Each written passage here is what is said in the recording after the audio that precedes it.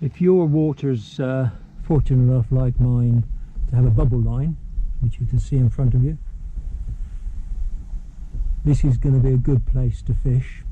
It's very hot, it is quite still, the fish will have gone deep, but they do tend to come up and congregate around the bubble lines to see if there's anything being brought up from the bottom. So we're going to have a go. I've already had a couple out and been smashed. We'll just have a look and show you what it is I'm using. Okay, so we're just using relatively short leaders here. There you go, it's about 3.5, 4 feet. Slow sink line, this one's 3 inch a second. Using an orange blob on the top dropper. And another 3 feet. These things do love to get themselves tangled up.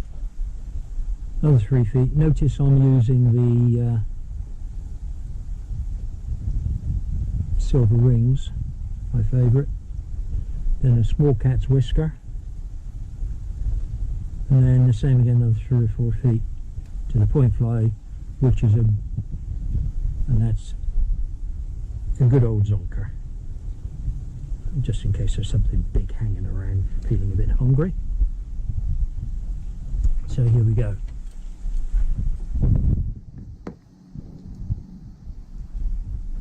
I'm going to cast across the bubbles and then just strip it all back.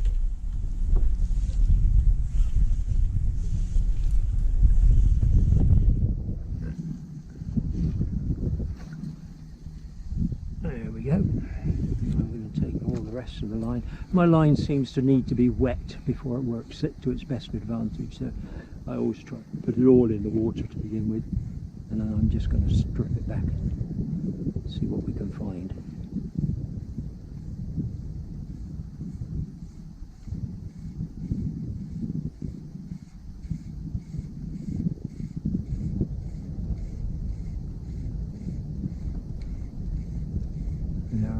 Sitting literally just under the surface, right next to the bubbles,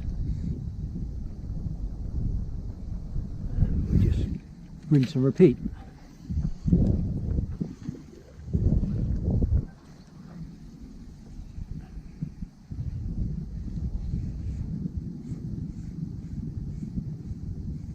You can count down 10, 20, 30 with a 3 inch. 10 is going to get me down 2.5, 3 feet, 26 and so on. And sometimes they do sit a little bit deeper, but the ones I've been catching have been pretty much under the surface. I think it's the fact that this water is moving, causing a little bit of a ripple. They are tending to sit a little bit higher in the water because of that.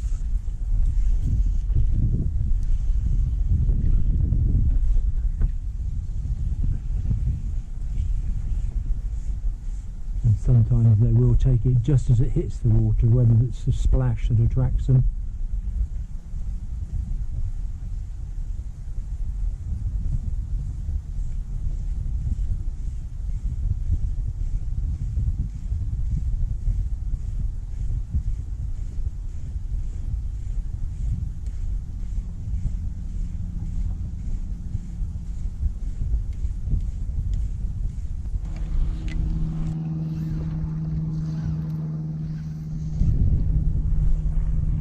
The alternative to this is trying to fish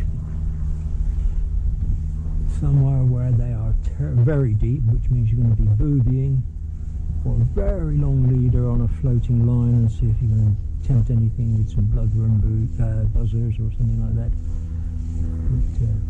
But these fish, I know there's fish around here, so I think I'd rather sit here and play this game.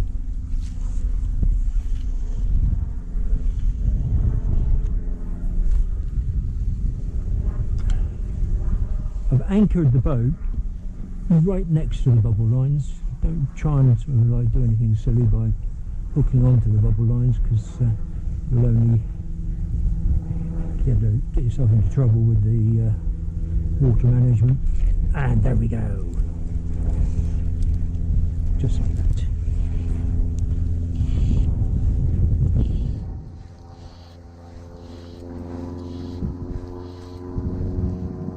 And it's taken the blob.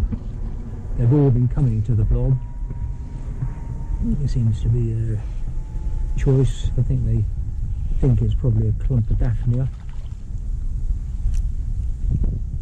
being washed up by the bubble line.